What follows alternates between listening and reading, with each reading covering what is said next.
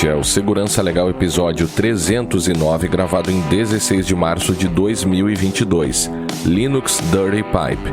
Neste episódio, falaremos sobre uma vulnerabilidade no Linux que permite a escrita em arquivos com permissão somente para leitura.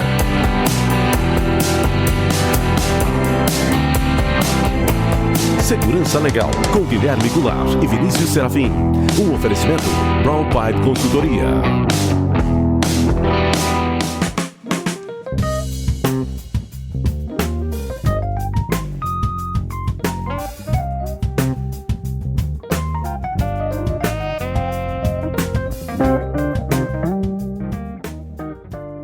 Sejam todos muito bem-vindos, estamos de volta com o Segurança Legal, o seu podcast de segurança da informação e direito da tecnologia. Eu sou o Guilherme Goulart e aqui comigo está o nosso amigo Vinícius Serafim. E aí, Vinícius, como vai? Olá, Guilherme, tudo bem? Olá, os nossos ouvintes.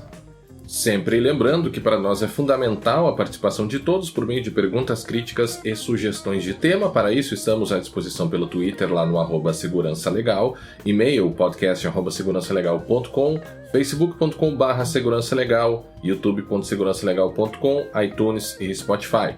Também temos a nossa campanha de financiamento coletivo lá no PicPay, picpay.me/segurançalegal, no Apoia-se, apoia.se/segurançalegal, e agora também pelo Pix, né? Se você quiser fazer a sua contribuição direto pelo Pix sem participar dessas empresas, aí você pode, acesse lá no site que tem o QR Code que vai cair direto na conta do Segurança Legal. Certo, Vinícius? Na verdade vai aparecer meu nome lá, mas é isso aí mesmo.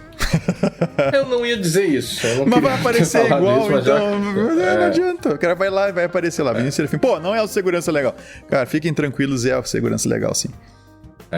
Exato. Outra coisa também é que nós queremos lembrar que teremos o nosso episódio especial de 10 anos no dia, Vinícius, 11 de março? 11 de abril, que isso, Guilherme? Que 11 de março? Perdão, 11 de já abril. Foi. 11 de abril. 11 de março acabou, tu nem participou, tu não apareceu, esqueceu. 11 de março foi sexta passada. 11 de abril, 11 de abril, às 20 horas, tá? E para ser mais específico ainda, dia 11 de abril é uma segunda-feira. Tá? 11 de abril, às 20 horas, estaremos online e ao vivo. Online, óbvio, né? Ao vivo. Ao vivo, sujeito a todo tipo de problema e erro e tudo mais, sem chance de remendar depois, né? Para comemorar, então, os primeiros 10 anos do podcast Segurança Legal. Em seus mais de 300 episódios. Uma outra coisa também, para esse episódio a gente pediu lá para os nossos ouvintes do grupo para que quem quiser se sentir à vontade também enviar algum depoimento gravado, pode ser em áudio ou em vídeo, para a gente tocar lá no dia. Isso aí. Da live, na verdade, né? Então, o pedido foi feito não apenas para o grupo, né? Nós pedimos para todos os nossos ouvintes. Para todo Você mundo. não é nosso apoiador, não se preocupe. Você tem uma história legal com segurança, com uma história legal com segurança legal, né? Manda pra gente uma descrição do que aconteceu e tal. A gente já tem, ao longo desses anos, a gente recebeu coisas muito interessantes, né? Então, se quiser mandar um áudio pra gente, manda. Se quiser mandar um vídeo pra gente, manda. Se mandar um texto, não quiser se identificar, não tem problema nenhum. Tá? A gente vai ficar bastante feliz de saber um pouco mais da relação de vocês com o podcast. Porque é uma coisa meio estranha, né? A gente também consome podcast, como já comentamos várias vezes aqui, né, Guilherme?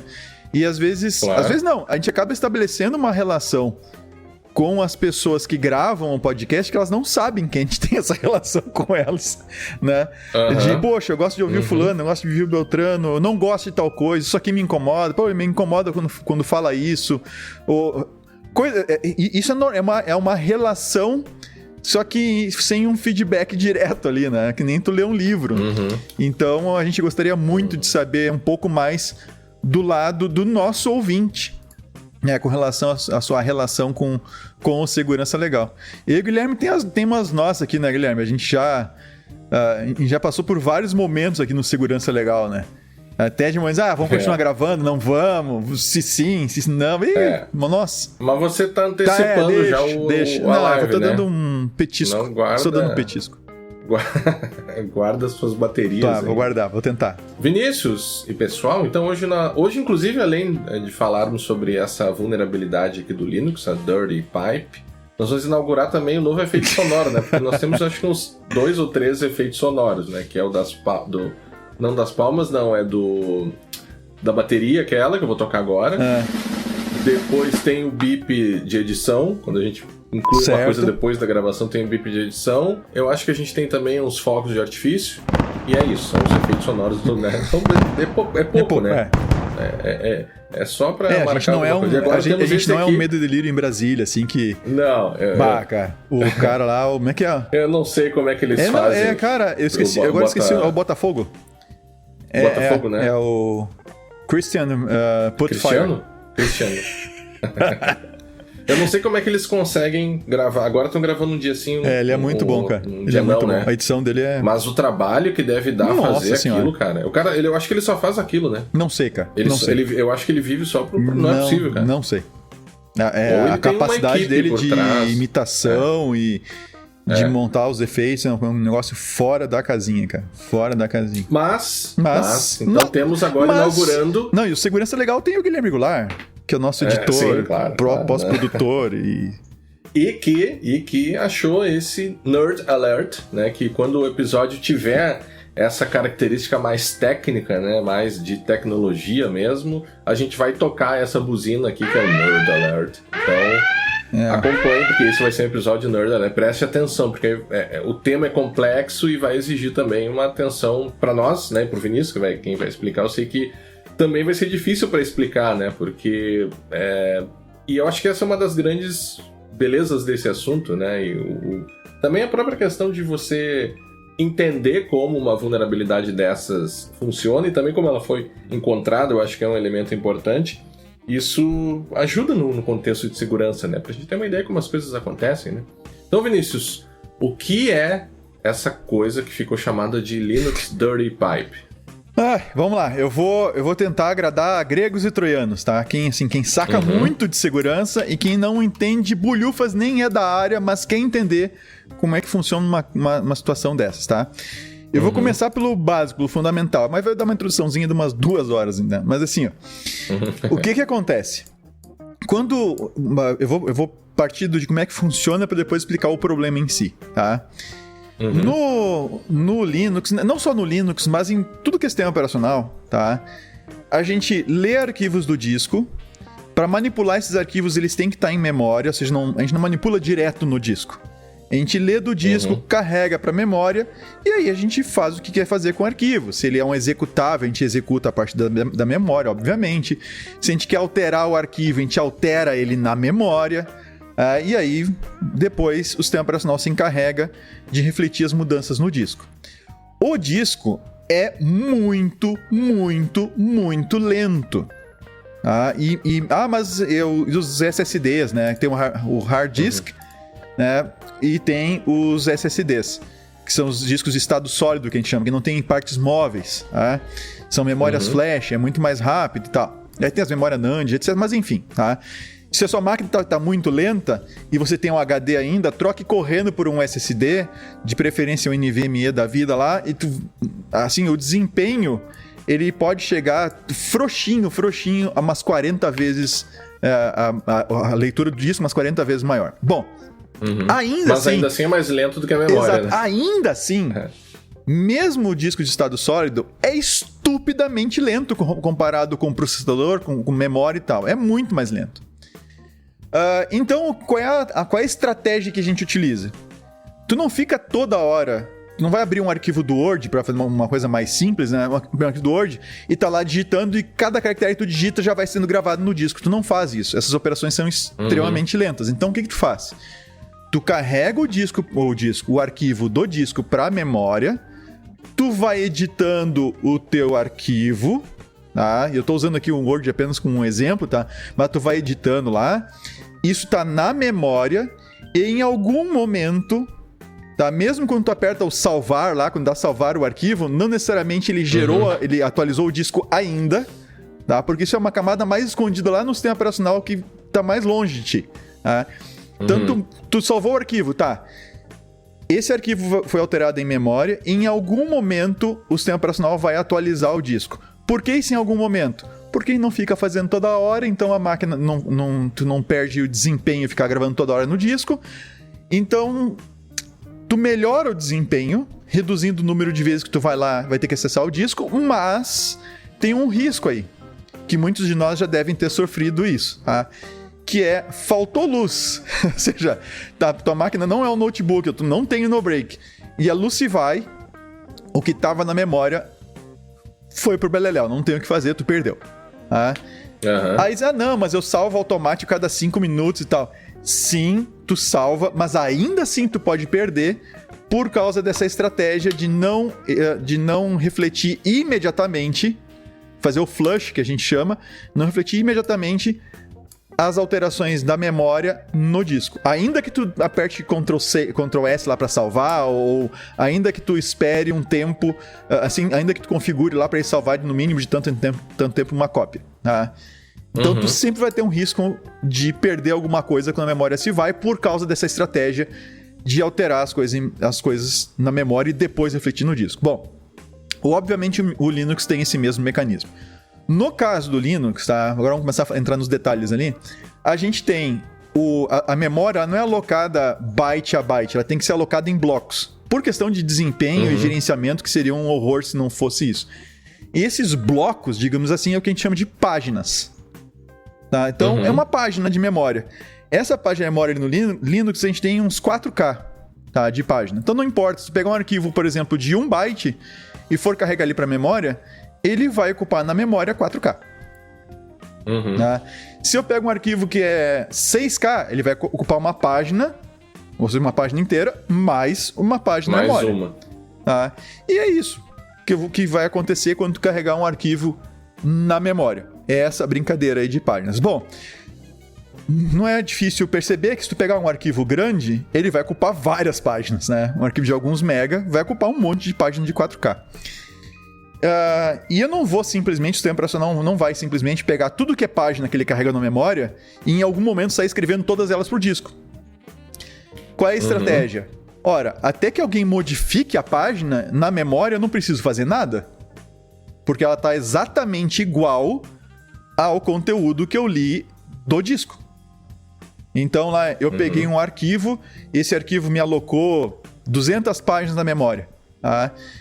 Enquanto eu não alterar nenhuma dessas 200, o sistema operacional não tem por que pegar o conteúdo da página e descarregar de novo no arquivo. Não há essa necessidade. Agora, quando tu modifica uma dessas páginas na memória, ela fica marcada como dirty. Tem um flagzinho lá, tem uma informação atrelada a cada página de memória, e uma dessas informações diz se aquela página foi modificada ou não depois que ela foi carregada, que o conteúdo foi carregado do disco. Uma vez que ela está marcada como dirty, significa que essa página, então, em algum momento, vai ter que ser gravada no disco, porque está diferente, então ela foi alterada, eu tenho que gravar as alterações lá. Isso é normal, certo. Não tem nenhum problema aí. Assim, é como a coisa funciona, é como a gente espera que funcione, e era isso. Não há necessidade de fazer nenhuma preocupação aí. Eu vou usar como analogia, para quem não é da área da TI, imagine que você vai num arquivo... E chegou até aqui, até aqui, não desistiu. Quem não era da TI e ainda está nos ouvindo, né? Assim, imagine que você tem um lugar, um cartório diferente, vamos pensar assim, tá? Que ele tem todos os documentos lá, os contratos, tudo arquivado lá em papel mesmo, tá? Papel. E aí tu pede para ver um desses documentos. Então, o que ela vai fazer? Tu não vai ver o documento lá dentro do arquivo de metal lá. Como é que chama aqueles arquivos de metal de antigamente? Tem um nome aquilo lá, né? Tem um nome aquilo lá. Mas eu não lembro. Não me lembro, cara. Não, mas vem lá a pessoa, então pega lá, carrega do disco que tá lá no arquivão de metal, traz aquele documento e vamos supor que essa pessoa pegue e coloque o documento página por página em cima de uma mesa, tá? Uma na frente do lado da outra, pra te ver. Se tu tiver permissão para alterar esse documento, normalmente não tem isso num cartório, mas vamos supor que tu tenha permissão para alterar, tu vai lá, altera uma das páginas e tu vai marcar um xizinho, essa aqui eu alterei, tá? Aí a pessoa vai olhar que tu alterou, vai substituir só aquela e atualiza lá vamos supor que seja uma cópia que ele botou ali em cima, né? Pega, tu alterou a cópia, ele vai lá e altera lá no arquivo, atualiza a documentação que tá lá no arquivo guardado. Ok? É de forma análoga. Se tu não alterar nada das páginas que a pessoa te trouxe, ela simplesmente vai pegar depois, leu, tá bom pra ti? Deu, não vai usar? Não vou usar mais. Não alterando nada, ela junta tudo aquilo e joga fora. Tá? O original ficou lá no arquivo e exatamente isso que o sistema operacional vai fazer. Carregou o arquivo para memória, um monte de página, não alterou as páginas, terminou o uso, não tem mais necessidade, o sistema operacional vai dizer, eu preciso dessa memória aqui, ele vai apagar as páginas e acabou. E você não vai perder nada. Tá? Bom. Deixa eu só fazer uma observação antes. Né? Você está colocando o background por trás da vulnerabilidade antes de explicar ela, né? Mas uma coisa que me ocorre, e como isso é importante, a gente já falou isso aqui outras vezes, né? Para quem atua na área de segurança, e dentro da própria área de segurança, você tem várias possibilidades de atuação, né? Agora, a importância, porque isso é arquitetura de computadores, né? Arquiteturas de sistemas operacionais, né? Tem inclusive um livro muito bom que é o Cyberschatz, dos dinossauros famoso. Não, mas e como isso é importante para a segurança e como é comumente ignorado também, né? Porque você... imagina que você é um desenvolvedor que vai lidar num aspecto mais, digamos assim, alto nível, né? Não necessariamente tendo que interagir, eu diria, conscientemente com esses mecanismos que você explicou até aqui, né? E isso é uma coisa. Agora, às vezes, o pesquisador de segurança, ele vai meter a mão, ou entender, ou até mesmo, como acho que tu vai falar em algum momento, até como isso foi descoberto, né? Porque não foi... Quer dizer, tem um elemento de acaso aí na descoberta dessa vulnerabilidade, mas alguém entendeu como isso funcionava para descobri-la, né? Sim. E tem... Isso que tu falou é muito importante, Guilherme. Eu até vou botar depois o link pro livro do Cyberschatz nos nossos show notes, né? Cyberschatz. Eu nunca lembro como escreve o nome desse cara que é... Eu nunca acerto. Operating Systems... Ai. Tá caro o livro. Vou guardar com o meu com mais cuidado. Quanto? Tá em R$1.074. A versão em inglês. Na Amazon? Na Amazon. A versão em inglês. Tá? E a compra internacional. Ou seja, não adianta querer reduzir um pouco a coisa que... Caraca, meu. É R$1.074. O nome do autor qual é? Eu vou te passar aqui, é os Abraham Cyberschatz. Eu não sei pronunciar o nome dele, não adianta. Eu vou te passar o link aí. Tá esse cara aí. É sempre o livro do sistema operacional dos dinossauros, que a gente chama. Que é sempre são dinossauros na capa. Dessa vez tem um T-Rex ali.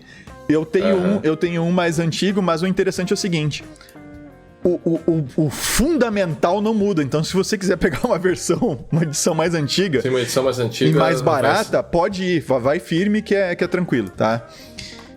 Então, assim, eu recomendo bastante esse livro, é fantástico, assim. Esse livro, eu li uma das primeiras versões que eu chegou na minha mão, foi na época da faculdade, na cadeira... O que eu fazia na faculdade, né? Eu descobria, ia até a cadeira de sistemas operacionais, tá? Como eu não escrevi, o que eu escrevia eu não conseguia ler, e isso talvez ainda aconteça ainda hoje, eu já não escrevo mais. Sim.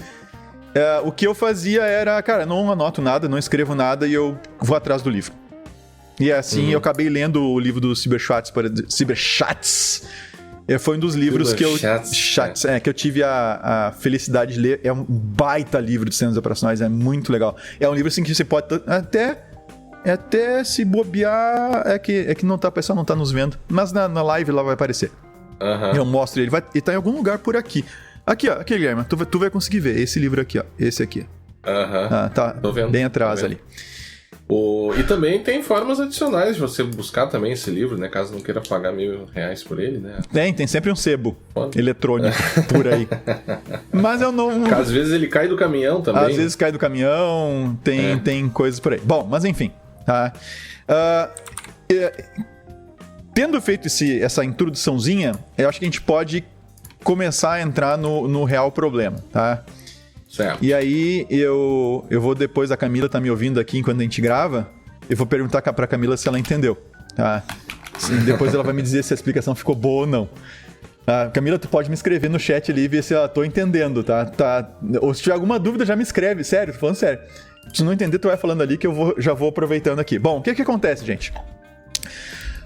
Agora vamos começar com a história do cara, tendo esse contexto, né? Qual é a história do Max Kellerman, tá? Que inclusive vai estar no show notes o blog dele, onde ele descreve a história dele. E é muito legal, tá?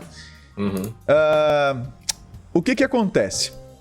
Ele começou a se dar conta, ou seja, ele tem um sistema de geração de logs, tá? E esse sistema de geração de logs, ele armazena os logs zipados. Tá? Mas não é com o zip que a gente está acostumado a usar aí comumente, com o gzip. Que é gzip, né? Que é mais comum no Linux. Tá? É mais comum a gente usar no Linux o gzip. São aquelas extensões .gz normalmente que a gente acaba utilizando, ou tgz quando a gente junta isso com o tar. Tá? Mas o que o pessoal está acostumado, o pessoal que não é da área, que está acostumado, assim, é zip para lá e para cá. Bom, o que esses caras fazem? O Max trabalha numa empresa que fornece algum tipo de hosting. Eu não fui atrás da empresa, tá? Mas tem o nome da empresa dele lá no blog dele. E nesse processo de hosting ele gera logs. E esses logs, eles são armazenados em pequenos arquivos, tá? E arquivos gzipados. Arquivos com gzip. Tá? Bom, o que ele faz? Quando alguém vai baixar os logs, então o cliente vai lá, eu quero baixar os logs do meu servidor. Ele vai lá, acessa lá a web, lá, a interface de administração e diz, eu quero baixar meus logs do mês aí. E aí o que ele faz? Ele pega os arquivos e concatena, junta esses arquivos, gruda tudo num só, pro cara baixar como sendo um arquivo só. Tá? E como os usuários deles lá tendem a querer usar zip e não gz, porque tu não vai conseguir trabalhar com gz no Windows, não sei que tu instale lá algum aplicativo para fazer isso, até onde eu sei, por default ele não vai tratar. O que ele fez? Eles têm um serviço. Eles pegam aquele arquivão que eles criaram, concatenando os vários logs em formato gzip e adicionam na hora que vai mandar para o cliente, tá? Ele manda um cabeçalho que identifica como sendo um zip. É um header que a gente chama, tá? No final das contas, o que é? Ele mantém o formato gzip original, tá? Que o zip aceita. Só que para o aplicativo lá na ponta do cliente entender aquilo como um arquivo zipado, né, com ponto zip e descompactar aquilo, ele tem que adicionar um headerzinho, tem que adicionar uns bytes lá, tá, no início do arquivo para fazer isso. Ok? Ok. Ele vai lá e insere esse negócio. Bom, tem várias maneiras de copiar isso, tá? Várias maneiras de fazer essa cópia, de ler do disco, juntar o arquivo e mandar para o usuário. Mas uma dessas maneiras, que é mais rápida, eu não vou entrar aqui em questão de espaço de usuário e kernel, não sei o que, mas ela é mais rápida, tá? Fica aí, no artigo tem a descrição mais direta e tal disso, eu não vou entrar nesse detalhe, senão vai complicar demais a vida de todo mundo. Mas, para ser mais rápido esse ler do arquivo e já transmitir, em vez de ler e gerar um arquivo, ele lê e vai transmitindo, tá? Esse ler e vai transmitindo, ele faz lendo do arquivo original, dos arquivos originais, e escrevendo no que a gente chama de um pipe. Pipe é um cano, tá? Claro que brown pipe a gente está falando de cachimbo marrom e não de cano. É cachimbo nesse caso. Mas no caso aqui do Linux, pipe é literalmente um cano. Tá? Então, qual é a ideia do pipe? O pipe é uma estrutura que a gente chama de... é uma forma de IPC, ou seja, de Inter-Process Communication, de comunicação entre processos dentro do sistema operacional. E para dois processos se comunicarem dentro do sistema operacional, tem várias maneiras. Uma delas é, eles compartilham uma área de memória, um processo escreve lá e o outro lê de lá. É como se a gente compartilhasse uma caixinha de correio só nossa, Guilherme. Eu coloco uma mensagem lá e tu vai lá e busca. A gente, sabe, a gente se comunica por ali. Tá? Mas é mais fácil usar o correio, é óbvio, né? Então, a gente pode também fazer com arquivos. Ou seja, eu escrevo um arquivo numa pasta para o Guilherme e o Guilherme vai lá e lê o arquivo. É uma outra forma de fazer essa comunicação entre processos. E a outra forma que tem, que é esse pipe, tem outras ainda, tá? Mas a outra forma que é o pipe é como se fosse um arquivo, mas ele não é, esse pipe, esse cano, ele não é um arquivo, ele é como se fosse um arquivo. E nesse arquivo, um processo abre uma ponta do cano para escrever nele, e o outro processo abre a outra ponta desse mesmo cano para ler o que o outro escreveu. É como se nós fizéssemos, na nossa analogia aqui, um telefone case de copinho, Guilherme. Tá? Ou usar um cano mesmo. Um cano de PVC funciona melhor que o copinho. Tu grita numa ponta e tu vai estar falando numa ponta e eu vou estar com um cano no ouvido aqui, não ouvindo na outra ponta. Exatamente a mesma coisa. Um vai estar falando, o outro vai estar ouvindo, e era isso. Então, tu pode ler de um arquivo, escrever no pipe, para um processo ler direto do pipe e fazer o que quiser com ele. Então, o que o cara fez? Ele, para mandar esses arquivos, esses logs que estavam no servidor dele pro cliente, quando ele pede para fazer o download lá na página, e, gente, eu tô falando de download literalmente, assim, navega aí, clica no lugar, fazer um download, é isso que eles fizeram, tá? Só que como é que eles pegam o arquivo do disco, juntam aqueles todos os arquivos num arquivo só, e encaminham pro servidor web que vai entregar sem criar um outro arquivo. Eles usam esse pipe, então, que ele vai, então, tem uma chamada no sistema lá que vai ler o arquivo do disco, escreve no pipe e tem o processo lá no web server dele que consome esse pipe, ou seja, vai lendo os dados dali e vai transmitindo para o usuário. Então, entra no pipe, o cara que vai inserindo dados no pipe, ele está lendo vários arquivos separados, mas ele está inserindo todos um atrás do outro no pipe, e o cara que está lendo do pipe, ele vê um arquivo só. Ele pega aquele monte de dados como se fosse uma coisa só e manda para o cliente lá na outra ponta. Certo? E aí o que é importante? Esses arquivos que são de logs que são lidos, esses arquivos não são modificados no disco. Só tem leitura, entende? Ele só lê o arquivo e transmite. Lê o arquivo e transmite. Não tem leitura. Inclusive o processo... Não tem escrita. Desculpa, não tem escrita. Não tem escrita. Então, o processo que lê os arquivos e joga no pipe, esse processo não tem permissão de leitura, de escrita nesses arquivos, só de leitura. Ok? Então, ele não, se quiser escrever, ele não consegue. O sistema operacional não deixa. Tá? Então, ele lê o arquivo e transmite. Lê o arquivo e transmite. Lê o arquivo e transmite. Ok? E aí, no final, ele tem que transmitir aquele conjunto de informações adicionais que não estão nos arquivos, ele tem que adicionar, que identifica aquele monte de arquivo gzipado que ele juntou como sendo um zip. Entendido até aí? Sim. Tá. Buenas. Mas o problema ainda não aconteceu, eu tô ansioso pelo... Não, calma, é que você Como é que você descobriu? Sem entender isso, não entende o problema. Tá? O que acontece agora? O cara percebeu, começou alguns clientes... Em algumas situações, começaram a reclamar que o arquivo que eles baixavam estava corrompido. Ou seja, eles não conseguiam descompactar o arquivo depois de baixado. E aí, ele começou, ou seja, ele conta a história dele ali, que ele começou então a dar uma olhada, mas no início assim não chamou muita atenção. Pode ser um arquivo corrompido aqui, alguma coisa eventual, algum probleminha aqui que deu e corrompeu um arquivinho ou outro aí e não tem muito o que fazer. Só que, ainda que fosse poucas as ocorrências, elas começaram a se tornar mais constantes.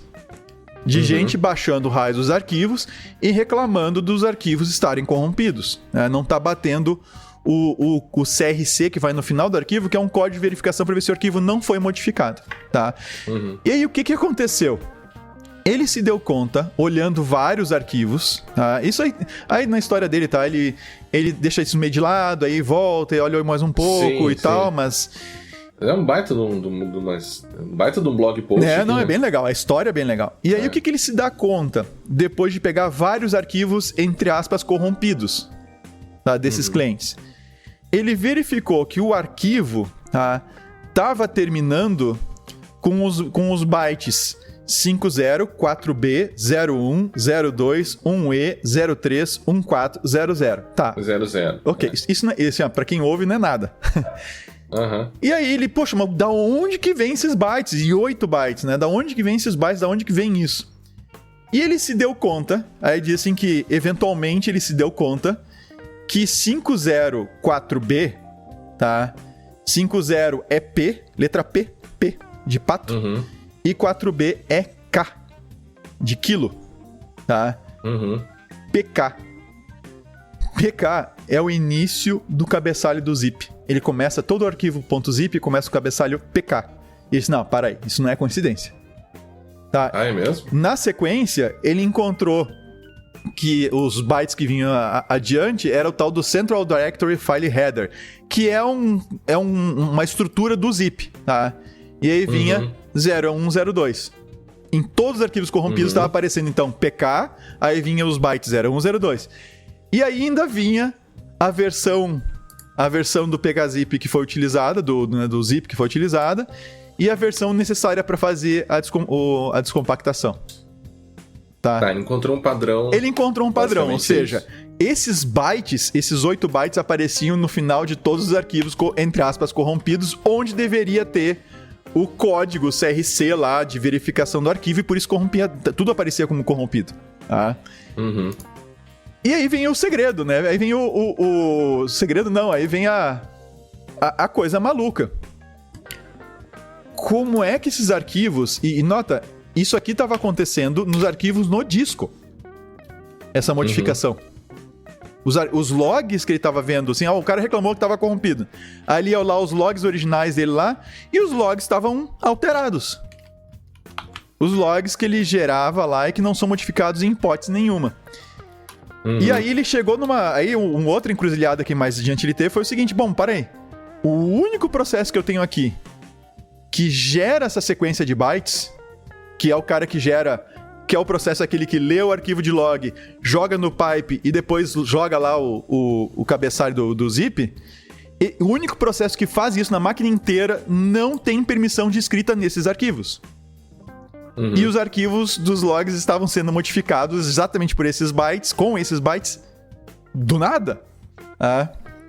Bom. Eu peguei um arquivo zip aqui, dei um cat nele, e realmente ele começa com as letras P e K. Dá uma olhadinha, deve ter 0102 na sequência, tu vê em hexa, né? Só cat aí não vai rolar, tu vai ter que abrir um editor em hexa pra ver isso. Não. Tá. Bom. Aí, cara, ele se deu conta de mais um detalhezinho, tá? Eu tô dando uma sumarizada na história dele aqui. Que o problema acontecia mais frequentemente com arquivos no final do mês. No final do mês? Mas mais frequentemente. Por quê? Porque é quando normalmente os clientes iam lá baixar os arquivos. Ele baixava os arquivos, né? Vinha lá os arquivos, baixar os seus logs. E o arquivo que acabava sendo modificado no servidor, que não podia ser modificado, tá? Acabava sendo o último arquivo do mês. Tá? É meio que uma coincidência, porque se tu baixasse no meio do mês, o arquivo mais antigo é o que acabaria sendo modificado. Tá? Bom. A coisa foi adiante, ele se deu conta que realmente tinha alguma coisa muito errada acontecendo. Como é que um processo que não tinha permissão de escrita naqueles arquivos conseguia, do nada, modificar aqueles arquivos? E aí que a gente volta para as nossas páginas. E para as nossas Dirty Pages ou coisa parecida. Tá? Dirty Pages mesmo. Dirty Pages, sim. As páginas alteradas em memória, tá? Esses arquivos, eles são carregados... Quando tu vai ler de um arquivo para jogar no pipe... Ele lê... Lembrem que ele lê uma página, né, de 4K desse arquivo. Ok? O Linux carrega e joga na memória. Tá lá a página. Ok? Qual é o detalhe? Essa página, ela não é copiada para então ser utilizada pelo processo que vai jogar no pipe, que vai gravar no pipe. O que o processo que vai gravar no pipe ganha uma referência a essa página que foi carregada em memória do arquivo. Lembrem disso, é uma referência a ela. Ele vai direto a ela pela referência. Ele vai direto a essa página para pegar os dados dela e escrever no pipe. Até aí, sem galho. Tá? Agora vem o pulo do gato. Quando tu escreve no pipe... Tá? Quando tu tá escrevendo coisas no pipe, se a página não foi completamente preenchida, tem espaço sobrando na página, ok? O pipe, quando ele escreve ali, ele altera a página. Ele altera a página. Sacou o que está acontecendo? Ele está alterando a referência, ele está alterando a página do arquivo na memória. Que ele não deveria poder alterar, mas ele altera a página. Quando ele faz isso, aquela página vira dirty, pronta para ser gravada no disco de volta. Só que isso não acontece assim, for free, de repente, do nada. Cada página de memória que o pipe vai utilizar para mandar dados por outro lado, ele tem um outro flagzinho que se chama can merge. Ou seja, se eu posso aproveitar o espaço sobrando da última página que eu aloquei aqui para transmitir, tá? Se eu posso aproveitar o espaço para jogar mais dados ali até completar a página. Tá? Esse flag, ele não deveria ficar ativo para uma página que diz respeito a dados de um arquivo lido do disco. Tá? Então tem a página, se ela vem do disco, de um arquivo vem no disco, ela não pode ter esse flag ativado. Mas o que o cara descobriu? Que quando ele usa...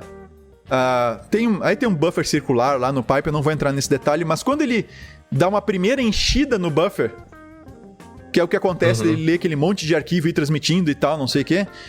Quando ele dá uma primeira enchida, o buffer acaba marcando todas as suas páginas com esse can merge. Ou seja, ele habilita a possibilidade de eu fazer um merge, de eu juntar. Tá?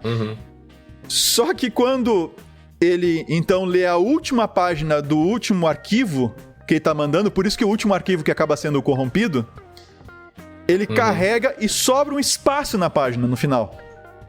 E aí, quando sobra esse espaço na página, tá com o merge ativado, aí o processo gera aquele cabeçalho zip que não existe no arquivo original, joga ali. Quando ele joga ali, o sistema operacional atualiza, aproveita o espaço vazio que está sobrando e atualiza a página na memória. Só que essa página na memória não é uma cópia da página original. É a página que foi lida diretamente do arquivo e, portanto, se tu modificar esta página, o sistema operacional vai olhar, isso aqui foi marcada como dirty, ou seja, eu modifiquei a página, eu vou lá e substituo aquela página no disco, atualizo o arquivo original. Mesmo que ele seja... sem checar permissão nenhuma. Então, por mais que o processo que está causando a modificação não tenha permissão de escrita naquele arquivo, ele consegue, por causa desse bug, alterar a página do arquivo em memória, e aí o que o sistema operacional faz na sequência é atualizar o arquivo em disco. É como se tu pudesse... E detalhe, tu pode escrever, claro, tem umas regrinhas ali que tu não pode estar exatamente no finalzinho da página, tem que ter um espaço. Então tem alguns... Sim, não é sempre que acontecia. Mas era só em certas condições. Mas pra te explorar isso propositalmente, tu pode, tá?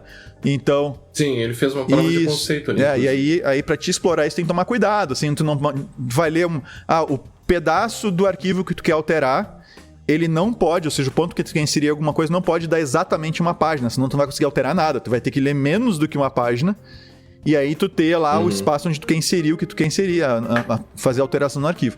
Mas o efeito disso é o seguinte, cara, tu pode alterar, em essência, qualquer arquivo no sistema operacional para o qual tu tenha uma permissão de leitura apenas. Porque tu tem que abrir ele para leitura, é isso que é importante, tem que abrir ele para leitura. Tu tem que abrir ele para leitura, aí tu abrir um pipe e aí começar a escrever no pipe lá, e aí tu aproveita a página com espaço e toca o negócio ali em cima e grava em cima dele, tá? Vale a pena ver o código dele. O código dele tá bem comentadinho, direitinho, passo a passo o que ele faz, dá pra entender bem direitinho o que ele faz, tá? Pra quem desenvolve. Bom, então o que acontece? Ele poderia... Esse ataque tem o potencial, assim... Eu diria inimaginável, porque tu pode sair alterando arquivos no sistema operacional. Inclusive arquivos, ele chama atenção para isso, que tem um flagzinho assim, tu dizer que o arquivo é somente para leitura é uma coisa, tá? Agora tem um outro flagzinho que a gente aciona para permissão de arquivo, que é o flag de imutável.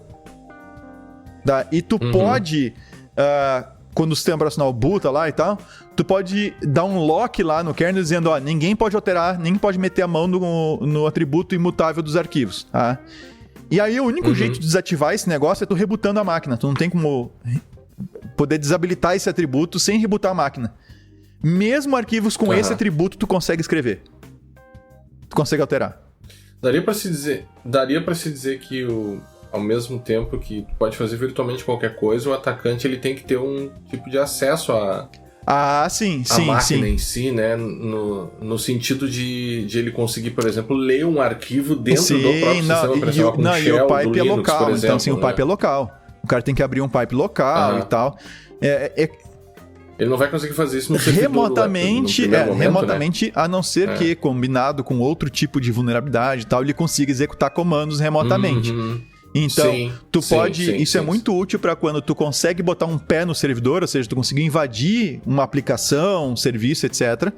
Ok, mas tu tá limitado lá dentro ainda, porque tu acessou e tu virou o www.data lá, usuário que não tem grandes permissões. Tá? Não, só lê uma ou outra coisa e acabou. Exato, mas daí que tu consegue fazer, né? Tu pode começar a mexer em arquivos de configuração para liberar, para te fazer o que a gente chama de escalada de privilégio, tu poder aumentar os teus privilégios dentro do servidor. Então, é algo... é como se... Imagina lá, agora voltando àquele meu exemplo do cartório, para quem não é da área da TI, tá? Eu vou lá e chego assim, olha, eu quero ver o documento tal. Aí vem a pessoa lá do arquivo, vai lá, pega o documento, faz um monte de cópia e larga as cópias, página por página, tudo em cima da mesa de novo. Lembram disso, né? Quando eu falei no início. Beleza. Se eu não modificar nada... porque eu não tenho permissão de modificar, ela vai, não, tu não pode modificar, tá vendo? Não vou modificar, fica tranquilo. Ela, no final, vai jogar fora e deu. Tá? Agora, imagina que, ao ler, assim, ao acessar essas páginas, algumas delas têm um espaço vazio ali, sobrando. Tá? E por um erro, por um controle mal feito, no caso esse flag que fica ativado, que é o can merge, a pessoa do cartório consegue me autorizar a acrescentar algo na página que tem espaço vazio, que tem espaço sobrando. E eu vou lá e acrescento. E no momento que eu faço isso, ela olha assim, olha só, essa página aqui tá dirty. Ou seja, ela foi modificada, eu tenho que atualizar no arquivo. Ela joga todas as outras fora, pega aquela que eu modifiquei e atualiza no arquivo lá principal. Por causa desse flagzinho que ficou perdido lá no meio. Então, realmente o problema é bem sério, tá? Quem tiver Linux aí, é bom dar uma olhada nas versões de Linux que estão vulneráveis. Tá? Ele lista, inclusive, algumas que ele testou. Tem lá no CVE. Tá? Mas ele colocou que essa vulnerabilidade foi corrigida nos kernels 5.16.11, 5.15.25 e 5.10.102. Mas tem versão de kernel para dar e vender, então é bom verificar direitinho lá no CVS se tá tudo certo. Só nas 5.16.11, 5.15.25, 5.10.102, isso colocou no blog dele, tá? Blog dele que foi escrito... Eu não tenho a data aqui da publicação dele. Não tem data. Não, tem sim. Aonde? Abril... Não? Onde? 7 de essa março. É o Public Disclosure, né? 7 de março. Public Disclosure, mas... sim. E aí eles notificaram o pessoal do Linux, dos Linux distros em 28 de fevereiro. Então, aí tem o CVE lá pra você ver, então atualize seu kernel do Linux aí, porque é capaz de você estar com esse bugzinho. E uma coisa que é bem interessante, Guilherme, que ele, inclusive, ele dá uma timeline, tá? De como esse bug foi parar lá no kernel, tá? Que ele não tá desde sempre. Ele não tá desde sempre lá. Sim, dos 120 e poucas mil modificações, né, que foram feitas. Ele pegou justamente esse trechinho do código onde tem o problema, a correção foi 2 linhas. A correção do problema 2 linhas. Isso que é interessante. Ele pegou o trecho. 2 linhas de código. Pra quem tiver essa curiosidade, tem lá um trechinho no blog dele, diz assim: a história, the history of the check for whether new data can be appended to existing pipe buffer. Que é a história da checagem, a história do case flag do can merge, tá? Que é a história desse flag que definia quando dados poderiam ser adicionados a um buffer existente do pipe. É justamente essa adição de dados numa página que não poderia, que permite que o cara altere, dê um dirt lá na página e acabe alterando o arquivo. E aí tem toda a história de como isso foi parar lá. E esse episódio, Guilherme, assim, essa coisa do alerta do nerd, me lembrou muito o nosso episódio 145. Que era sobre o quê? O Spectre Meltdown. Ah, sim. Aquele bug lá da Intel, que é... Se você curtiu esse tipo de episódio, esse tipo de assunto, dá uma olhada no 145 que vale a pena. E aí cabe também um aviso, até você comentava sobre isso antes, acho que é interessante até tu falar, né, Vinícius? Sim, esse não é um conhecimento que é também acessível a todo mundo que lida com segurança, até porque muitas das vezes, embora seja importante, ele pode ser desnecessário em muitas das vezes, a depender da área de segurança que a pessoa atua, né? Mas mesmo assim, você trabalhou um pouco com isso no teu mestrado, né? Você estava comentando antes que mexeu com Pipe também durante o mestrado, né? Eu fiz um verificador de integridade on the fly, como eu chamei na época. Que era um verificador de integridade de arquivos, e ele era uma modificação no kernel do Linux, justamente nessa parte de páginas e tudo mais, carregar arquivos executáveis de memória e tudo mais. Então eu mexi bastante nessa parte do kernel, claro, anos atrás, isso foi em 99 para 2000. Foi em 2000? 2000/2001.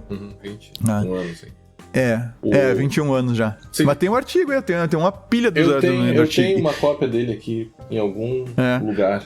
E aí, e tem um detalhe, né? Quem quiser acessar o artigo, eu tenho o artigo, tá, galera? Quem quiser, se alguém quiser, tiver curiosidade, me avisa, eu tenho o artigo. Mas se alguém quiser, pode pagar $49. Sim, na Springer, acho que não sei onde. Que sacanagem, cara, mas esse é outro papo. Deixa eu te perguntar uma outra coisa, até já pra gente ir se encaminhando pro finalmente aqui. Seria correto dizer que a grande maioria dos desenvolvedores, quando desenvolvem, eles não têm esse tipo de interação com o sistema operacional, ou depende da linguagem? Cara, aí é que tá. Não tem... Eu até, quando tu comentou antes sobre esse tipo de conhecimento e tal, né? Lá no... Já passou uns 20 minutos que tu falou isso. Assim, ó, eu discordo que esse tipo de conhecimento... O que eu digo esse tipo de conhecimento, tá? Entender o que o sistema operacional faz. Quais são os mecanismos do sistema operacional. Não precisa ser nesse nível de alocação disso, de página de memória e tal. Em algumas situações pode até ser necessário. Mas de maneira geral, tá? Eu diria que esse conhecimento do sistema operacional, todos que desenvolvem deveriam ter. Porque tu não consegue desenvolver sem usar uma System Call. E se você desenvolve e tá me ouvindo falar aqui em System Call e não sabe o que é uma System Call, preocupe-se, entende? É bom pegar o livro do Cyberchats lá. Porque a System Call é uma chamada de sistema, tá? O que acontece quando eu faço uma chamada de sistema? E, cara, desenvolvendo, tu vai usar System Call pra tudo quanto é lado, não tem jeito. Mas eu nunca vou usar um pipe. Dá uma olhada bem, de repente, depende do que tu tá utilizando de recurso pra comunicação entre processos e tal, tu pode não saber, mas tu tá usando pipe. Sim, esse cara específico, ele tava usando um pipe, né?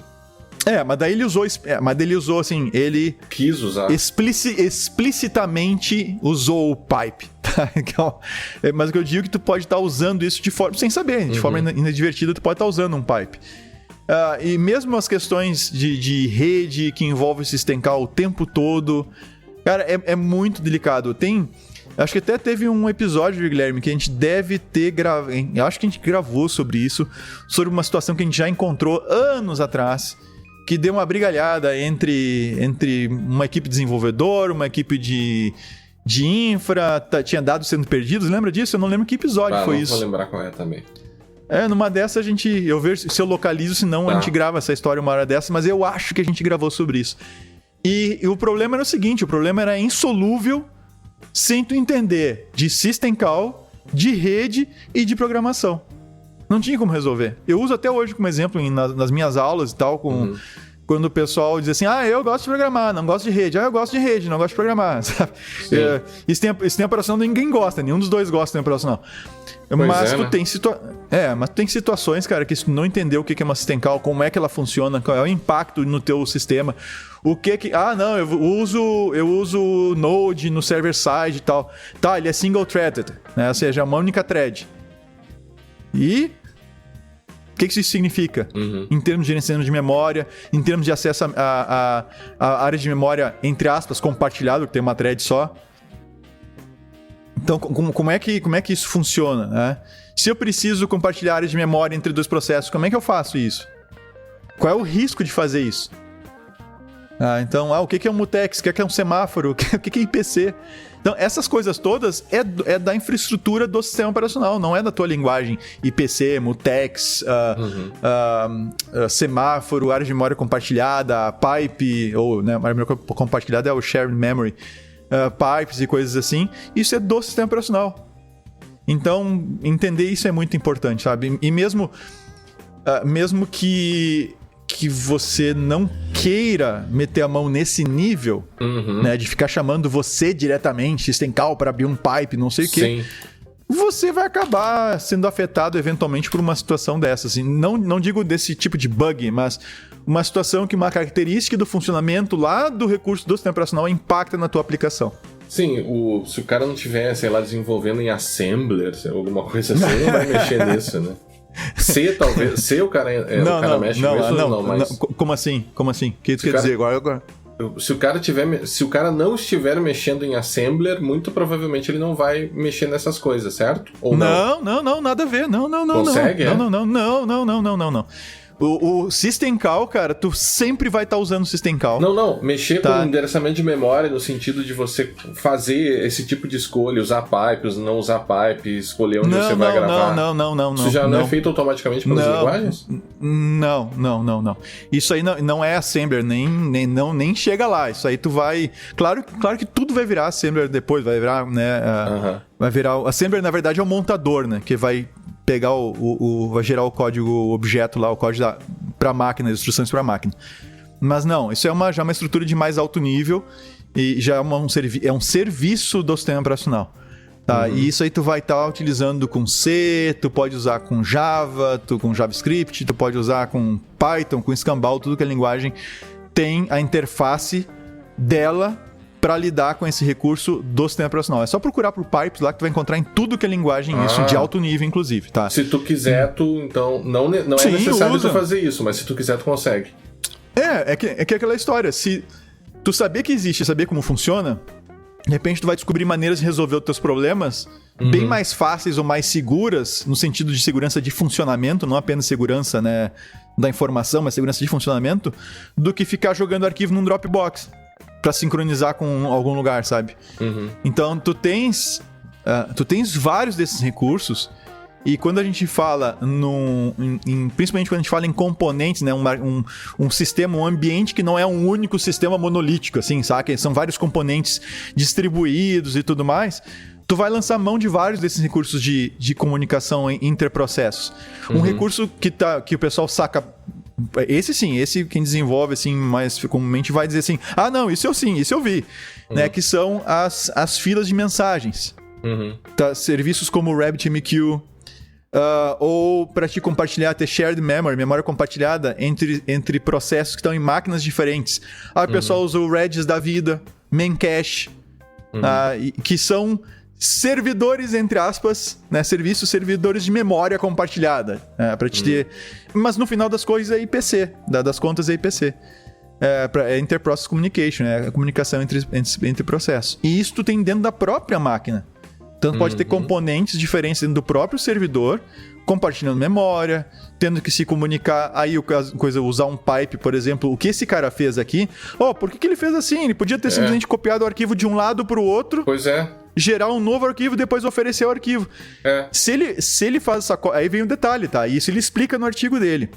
Se ele faz uma cópia de arquivo, primeiro que ele vai ter que ter o espaço no disco para fazer essa cópia. Mas, enfim, isso não seria um grande problema, né? Põe mais disco lá e deu. Primeiro que tem que fazer essa cópia. Mas segundo, que para fazer essa cópia tem que subir nos níveis, tem que subir no kernel, ou seja, ela vai ser mais demorada. Tá? Se ele tiver que ler o arquivo, carrega para memória, depois pega lá o kernel, vai para o espaço vai pro kernel space lá, ele vai ter que fazer a cópia lá e joga no outro arquivo e tudo mais. Ficaria então, mais rápido, então, do jeito que ele fez. Sem fazer do jeito que ele fez, tu vai ter que pega a página de memória, carrega, né, uma página do arquivo e gera uma cópia dela em memória. E depois grava no disco. Então vai ocupar memória e disco. Certo? O que ele fez permite que ele leia direto do arquivo, página por página, tem um custo zero de cópia de página, não tem que, na memória, duplicar aquela página, não precisa. Ele pega aquela página que ele acabou de trazer do disco, lê daquela página e transmite pelo pipe direto pro processo que manda pra rede. Uhum. Então ele nem duplica a página em memória e nem grava no disco. E o detalhe, a System Call que ele chamou, que é a Slice... Slice não, a Splice, deixa eu ver aqui. Agora esqueci o nome da... Splice.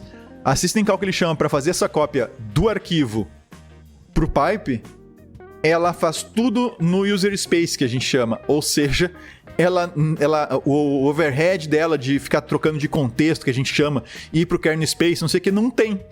Então, ele economiza disco, economiza memória e é muito mais rápido por causa dessas coisas todas. Então, ele fez... O design dele tá ótimo, é perfeito. Se tu for imaginar ainda um contexto que um monte de gente deve estar, sei lá, milhares de clientes baixando o log ao mesmo tempo, vai ficar muito mais rápido para todo mundo, usa menos recursos. Né? Exato. Só que esse tipo de coisa, Guilherme, a maioria das pessoas com quem eu converso não conhece. Uhum. Vai pelo... O que é o normal? Copia o arquivo, né? Copia o arquivo. Lê todos os arquivos, gera um arquivão numa pasta temporária, num /tmp, aí pega aquele arquivo e serve o arquivo pro cara a partir daquele /tmp.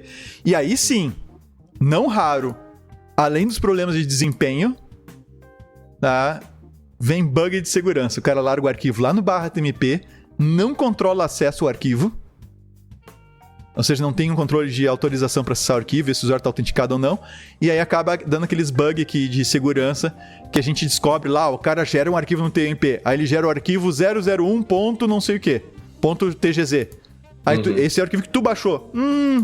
Interessante, o meu é 001. E se eu botar 002, o que acontece? Sim. Aí tu começa a baixar os arquivos de log dos outros clientes. Não, mas isso nunca aconteceu na história. Não, isso nunca acontece. Então, assim, esse tipo de situação... ele usando o pipe ele também resolve. Então é bem interessante, cara. Vale a pena a leitura do blog dele aqui.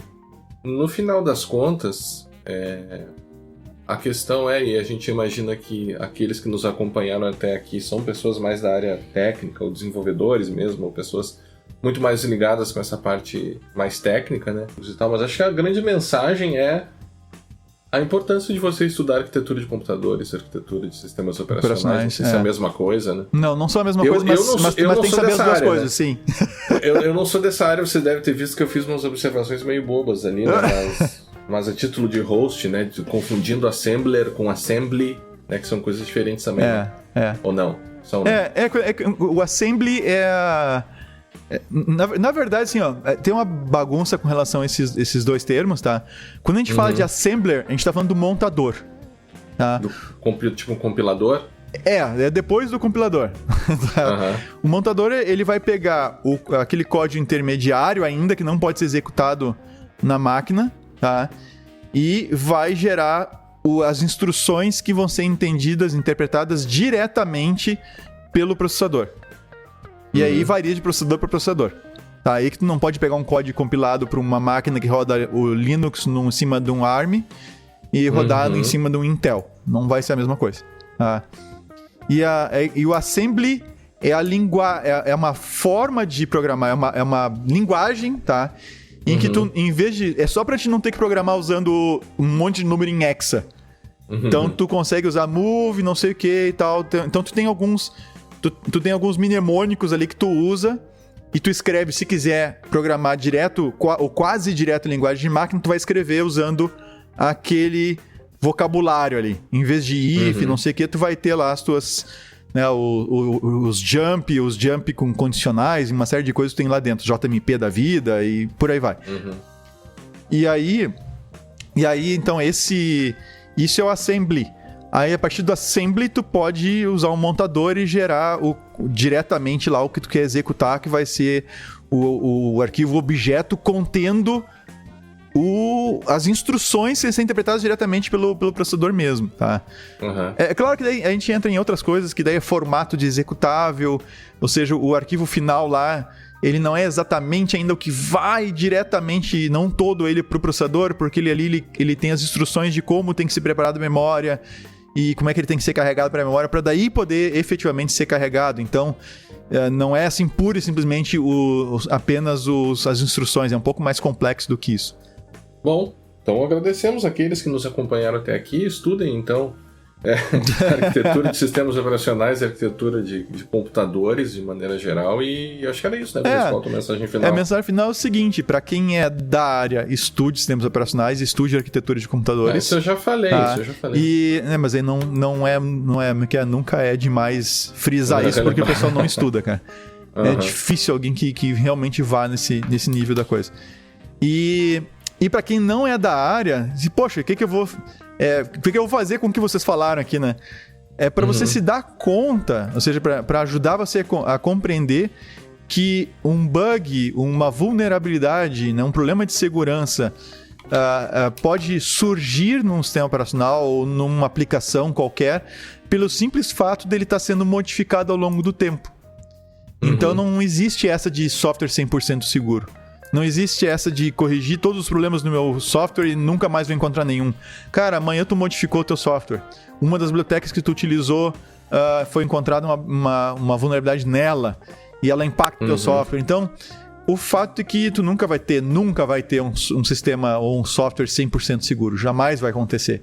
E a gente tem que lidar com isso, entende? É que nem dirigir ou andar de moto, né? Tu nunca vai... não, mas se eu sair de casa eu posso ser atropelado. Sim, se eu sair de casa, mesmo na calçada pode ser atropelado. Então não vou sair de casa. Não, tu não vai fazer isso, né? Tu vai minimizar o risco, vai cuidar para atravessar na faixa, observar, né, o sinal para pedestre. Na medida do possível, se tu vê um carro, né, derrapando em algum lugar, tu vai olhar na direção da onde vem o som, né, da derrapagem do carro e tal, vai que ele vem na tua direção. Mas tu vai lidar com esse risco, né? Não adianta, eu vou estar 100% seguro. Não vai. Então é assim, segurança é isso. É interessante a gente saber disso. Vai aparecer mais bug no Linux? Vai aparecer bug no Windows? Sim. Vai aparecer bug em tudo, em qualquer coisa, o tempo todo. Tem jeito, é isso. Ótimo. Então agradecemos aqueles que nos acompanharam e aquelas que nos acompanharam até aqui. Nos encontramos no próximo episódio do podcast Segurança Legal. Até a próxima. Até a próxima.